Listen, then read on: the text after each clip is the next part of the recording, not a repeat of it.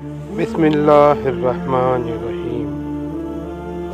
سچی حکایت میں آپ کا استقبال ہے۔ آج کی حکایت مقدس نقاب پوش۔ مدینہ منورہ مقدس و مطہر شہر رحمت ہے۔ فاروق اعظم عمر بن خطاب رضی اللہ تعالی عنہ مسند نشین خلافت ہیں۔ سر انور پر خلافت نبوی کا تاج سجا ہے۔ ہر طرف عدل و انصاف کا ڈنکا بج رہا ہے۔ آدھی رات کا وقت ہے۔ دیار حبیب کے خوش نصیب باشندے اپنے اپنے گھروں میں آرام فرما ہیں۔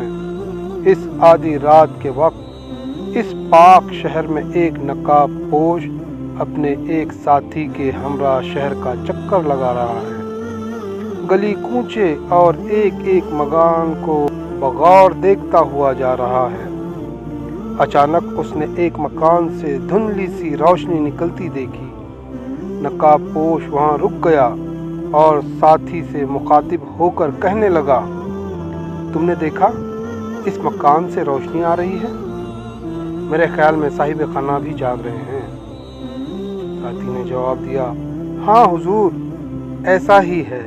سنیے، بچوں کے رونے کی بھی آواز آ رہی ہے۔ دیکھیے، یہ غالباً بچے کی ماں ہے جو انہیں سمجھا رہی ہے اور چپ کرا رہی ہے۔ نقاب پوش نے کہا، خاموش رہ کر سنو اور غور کرو کہ قصہ کیا ہے۔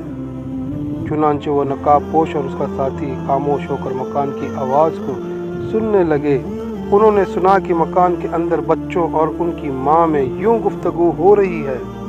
ایک بچہ کہتا ہے، امی جان، کتنا وقت گزر گیا ہے، آدھی رات ہونے کو آئی، ابھی تک نہ ہنڈیا پکی اور نہ ہم نے کچھ کھایا۔ دوسرا بچہ کہتا ہے، امی، یہ دیکھ تیرا بچہ بھوک سے مر رہا ہے، خدا را کچھ کھانے کو تو دے، امی جان کچھ کھانے کو تو دے۔ تیسرا بچہ روتے ہوئے کہتا ہے، یا اللہ، رحم فرما اور ہماری اس ہانڈی کو خوب پکا تاکہ ہم کچھ کھا سکیں اور اپنی جان بچا سکیں۔ ماں کہتی ہے، میرے بچوں، گھبراؤ نہیں، صبر کرو اور خدا پر بھروسہ رکھو۔ یہ دیکھو، تمہارے سامنے ہی ہنڈیا چڑھی رکھی ہے۔ خدا کو منظور ہوا تو ابھی اس صبر کا پھل پاؤ گے اور سب مل کر کھانا کھاؤ گے۔ یہ گفتگو سن کر وہ نقاب پوش مکان کے اندر پہنچ گیا اور بچے اور ان کی ماں ایک اجنبی نقاب پوش اور اس کے ساتھی کو دیکھ کر گھبرا گئے۔ وہ عورت بولی، تم کون ہو؟ میرے مکان کے اندر کیوں آئے؟ نقاب پوش نے کہا، بہن، میں اس وقت اپنے ایک مقصد عزیز کی خاطر تمہارے مکان کے پاس سے گزر رہا تھا کہ میں نے تمہاری اور تمہارے بچوں کی دردناک گفتگو سنی۔ میرا دل تمہاری اس گفتگو سے تڑپ کر رہ گیا۔ معاف کرنا، میں اصل قصہ معلوم کرنے اندر آ گیا ہوں۔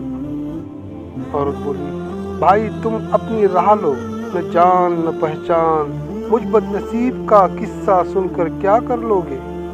اگر تم سن لو گے تو میرا کیا فائدہ، اگر نہ سنو گے تو تمہارا کیا نقصان؟ نقاب پوش نے کہا، بہن، تم مجھے اپنا دشمن نہ سمجھو اور نہ یہاں میرا پہنچنا بیکار جانو۔ تم اپنا قصہ سناؤ اور مجھے اپنا ہمدرد یقین کرو۔ عورت نے کہا، میں غریب ہوں، غمزدہ ہوں، حیران ہوں اور ان بچوں کے لیے بڑی پریشان ہوں۔ چھوڑو اس قصے کو اور میرے زخمی دل کے ٹاکوں کو نہ ادھیڑو۔ نقاب پوش نے کہا، بہن، میری التجا پر تمہیں کان دھرنا ہی ہوگا اور اصل واقعہ ظاہر کرنا ہی ہوگا۔ عورت نے کہا، اچھا تو لو سنو، مجھے امیر المومنین عمر سے شکایت ہے۔ وہ ہمارا امیر ہے، خدا نے اسے ہماری حفاظت و خدمت کے لیے مسند خلافت پر بیٹھایا ہے، مگر اس نے مجھ غریب بیوہ عورت کی خبر نہ رکھی۔ 2 روز سے میں اور میرے یتیم بچے فاقے سے ہیں۔ آج یہ بھوک سے نڈال ہو گئے تو میں نے محض ان کا دل بہلانے کی خاطر اول شب سے اس ہانڈیا کو چولہے پر چڑھا کر رکھی ہے۔ ہانڈیا میں صرف پانی اور کچھ بھی نہیں ہے۔ ان کو یوں ہی تسلی دیتے دیتے صبح ہو جائے گی۔ صبح پھر جو خدا کو منظور ہوا وہ ہوگا۔ افسوس کہ امیر المومنین کو میرے اس یتیم اور بھوکے بچوں کا کچھ پتہ نہیں۔ نقاب پوش غمزدہ آواز میں: بہن، لیکن عمر کو کیا خبر کہ تم اس حال میں ہو؟ تم نے کیوں اس تک پہنچ کر اسے اپنے حالت سے آگاہ نہیں کیا؟ عورت نے کہا: واہ صاحب واہ! خلیفہ وقت کو جب خدا نے رعایا کی حفاظت و خیال کے لیے مقرر فرمایا ہے تو یہ خلیفہ کا اپنا فرض ہے کہ وہ اپنی ساری رعایا کے حالات سے باخبر ہو۔ اگر وہ اپنی رعایا کے حالات سے یوں ہی بے خبر ہے تو پھر انہیں مسند خلافت پر بیٹھنے کا کوئی حق نہیں۔ آج اس نے میرے ان یتیم بچوں کی خبر گیری نہیں کی تو کل میں انشاءاللہ حضور صلی اللہ علیہ وسلم کے سامنے عمر کی شکایت کروں گی۔ نقاب پوش یہ سن کر رونے لگا، فوراً مکان سے نکلا۔ تھوڑی دیر بعد اپنی پیٹھ پر آٹے کی ایک بوری اٹھائے ہوئے اندر داخل ہوا، بوری کو پیٹھ سے اتارا اور کپڑے جھاڑے اپنے ساتھی سے مخاطب ہوا۔ نقاب پوش نے کہا: الحمدللہ، آٹے کی بوری میں خود اٹھا لے آیا۔ ساتھی نے کہا: حضور، میں نے عرض کی تھی کہ میں بوری اٹھاتا ہوں، مگر آپ نے میری عرضی کو قبول نہیں فرمایا۔ نقاب پوش نے کہا: افلا، کیا قیامت کے دن بھی میرا بوجھ اٹھا لو گے؟ اگر نہیں تو یہ بوجھ بھی مجھی کو اٹھانا مناسب تھا۔ عورت نے یہ منظر دیکھ کر: بھائی، خدا تم پر ہزار ہزار برکتیں نازل فرمائے۔ تم تو کوئی فرشتہ خصلت انسان ہو۔ میں تو اب بہت شرمندہ ہوں کہ اپنا قصہ تمہیں سنا کر تمہیں ناحق کوفت میں ڈالا۔ نقاب پوش نے کہا: ان باتوں کو رہنے دیجیے اور مجھے اپنا فرض ادا کرنے دیجیے۔